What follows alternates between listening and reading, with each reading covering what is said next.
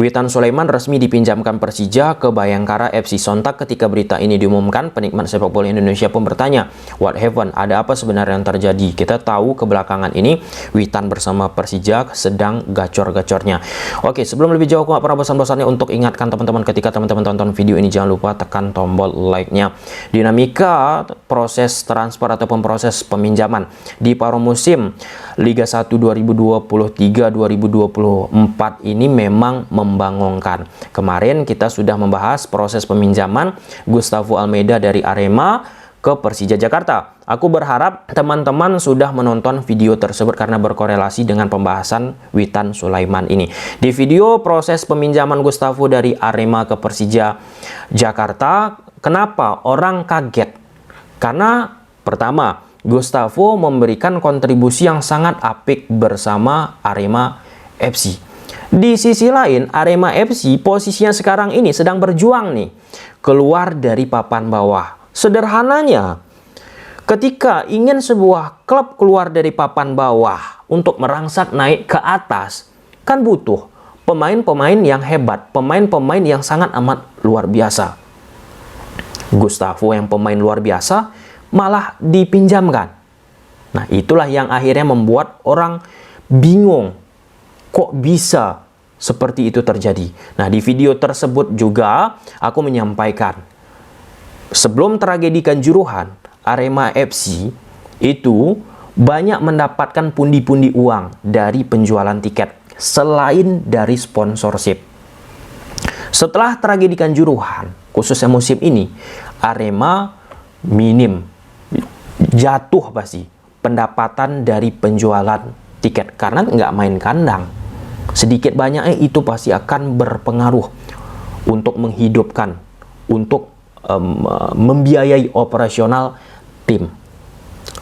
Setelah aku memposting video tersebut, dapat aku sebuah artikel malam-malam teman-teman yang ditulis memang pukul 21.15 ataupun jam 9:15 dari bola.com yang secara tersirat memantapkan lagi pembahasan kita ketika Gustavo dipinjamkan Arema ke Persija Jakarta dengan judul biaya sewa Gustavo Almeida dari Persija bisa tutup operasional Arema FC selama 4 bulan. Artinya banyak banget dikeluarkan Arema uang untuk membiayai Gustavo. Ya, itu wajar sih, ada kualitas, ada harga tentunya. Ini ditegaskan ya oleh Mas Yusrinal Fitriandi, General Manager Arema FC. Kami dihadapkan kepada pilihan yang sulit, tapi harus tetap memilih dan dengan opsi peminjaman. Tentu kami berharap dia bisa kembali musim depan. Apakah bisa kembali? Kita lihat nanti. Kemudian narasi yang ditampilkan oleh bola.com, Arema FC butuh dana untuk operasional tim. Luan fee alias biaya peminjaman yang digelontorkan Persija untuk Arema FC nominalnya besar dan bahkan bisa menutup operasional tim sekitar 3-4 bulan. Kemudian penyelidikan lah ya yang dilakukan oleh tim bola.com teman-teman.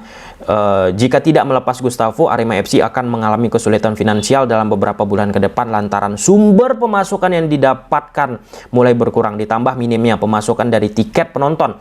Arema FC selalu merugi di setiap penyelenggaraan laga kandang di Stadion Iwayan Dipta. Dengan dilepaskannya ataupun dipinjamkan ke Persija, tentu beban ataupun pengeluaran yang dilakukan oleh Arema akan lebih longgar lah ya, tidak terlalu membahayakan keberlangsungan Arema FC beberapa waktu ke depan ataupun khususnya di musim ini. Kemudian yang membangongkan kedua datang nih dari Witan Sulaiman, Persija Jakarta yang meminjamkannya ke Bayangkara FC. Sebelum masuk ke situ, Bayangkara memang dari beberapa pergerakan yang mereka lakukan, niatan mereka terlihat ingin terus fight di Liga 1 musim ini dengan mendatangkan pelatih baru Mario Gomez, beberapa pemain asing dan termasuk Witan Sulaiman. Gak mudah tentunya meyakinkan sekelas Witan Sulaiman mau bermain di Bayangkara FC yang notabene Bayangkara FC posisinya pun belum begitu oke di Liga 1 musim ini. Apa mungkin bisa Witan Sulaiman pun memilih Bayangkara FC agar bisa mendapatkan menit bermain lebih nih? Karena kan ujung-ujungnya nanti bisa dipantau nih oleh Coach Sintayong untuk direkrut, untuk dipanggil di turnamen-turnamen yang akan dihadapkan oleh Timnas Indonesia. Kan menarik kan? Nanti kita ulas lebih dalam teman-teman. Kita lihat dulu website resmi Persija. Witan Sulaiman akan menjalani masa peminjaman. Kebersamaan Persija dan Witan akan terpisah sementara waktu. Presiden Persija Pak Panca berharap laju Witan untuk mengembangkan kemampuannya makin terbuka di masa peminjaman ini.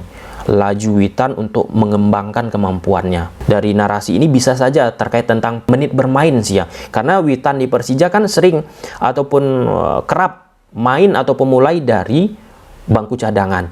Kesepakatan telah terjalin bahwa Witan akan dipinjamkan. Keputusan ini telah kami diskusikan dengan matang dan semoga dapat berujung positif untuk semua pihak, kata Pak Panca. Sejak diperkenalkan sebagai penggawa Macan Kemayoran pada 31 Januari, Witan telah memainkan 28 pertandingan. Rata-rata dirinya bermain di setiap laga itu 54 menit. Ya dikit lah 54 menit ini teman-teman. Perlu diketahui Witan memiliki kontrak dengan Persija hingga pertengahan 2026. Jadi percayalah, kami tak berhenti sampai di sini. Aku nggak mau berpikir apakah ini sebagai upaya Persija juga untuk menekan pengeluaran setelah mendatangkan Gustavo Almeida yang biaya besar.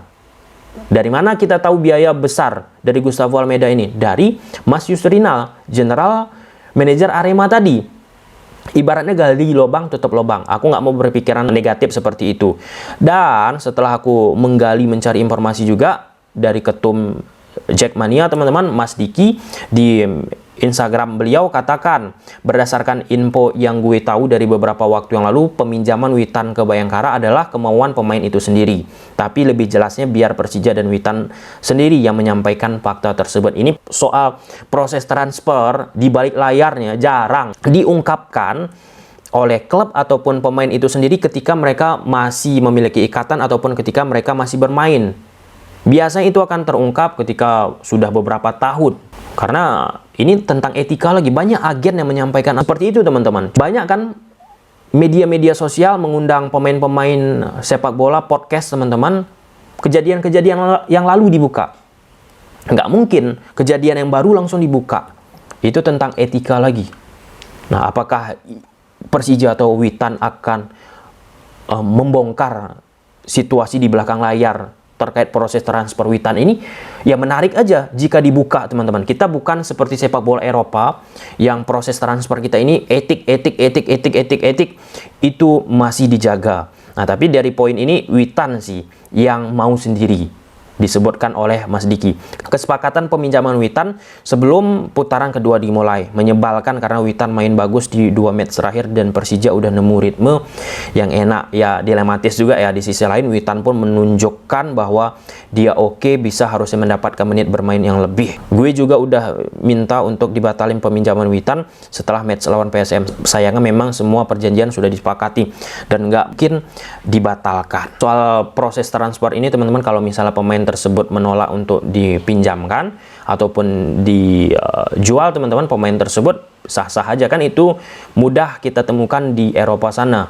Ketika pemain nggak mau pindah, ya dia pun bersikeras tetap ingin main di klub tersebut. Akhirnya klub pun nggak mau memaksakan diri untuk melepaskan pemain tersebut. Banyak. Di sisi lain, ada juga nih pemain-pemain yang ingin pergi dari klub-klub yang ada di Eropa. Contoh Dembele, yang dulu dia mau pergi dari Dortmund, nggak mau dia latihan, akhirnya memaksa, klubnya pun melepaskan. Semoga sukses bagi Witan Sulaiman. Memang adaptasi yang dilakukan oleh Witan bersama Persija pun tergolong cukup lama teman-teman. Oke-nya pun permainan Witan akhir-akhir ini. Apa yang terjadi bagi Witan ini terjadi juga dengan Bias. Ya Bias juga termasuk ya. Gayos juga kan, mereka adaptasi yang panjang. Dan ketika disebutkan oleh Mas Diki dari galian informasinya, proses peminjaman ini sudah deal sebelum masuk putaran kedua, artinya kan di situ permainan Witan belum begitu tune in banget nih. Udah meninggi memang, udah meningkat memang, tetapi kan belum tune in banget. Atas dasar parameter tersebut mungkin kesepakatan berlangsung. Beda cerita, sebelum putaran kedua tune in banget nih, ataupun levelnya tinggi banget nih permainan Witan, pasti akan berpikir 2 kali untuk dilakukan proses peminjaman. Apalagi kan Witan ini pun tergolong pemain yang nggak murah untuk dibiayai dari musim ke musim teman-teman. Nah Kenapa aku berpikir lagi ya, tutup lubang gali lubang setelah Gustavo datang dengan biaya besar, dipinjamkan Witan untuk menutupi hal itu. Aku nggak mau terlalu berspekulasi ke situ, biarkan Witan sama Persija lah nanti yang akan menjawabnya. Oke, mungkin sampai sini aja teman-teman. Kita lihat dinamika proses transfer yang membangongkan selanjutnya bagaimana. Gimana menurut teman-teman? Silahkan tulis di kolom komentar. Bye.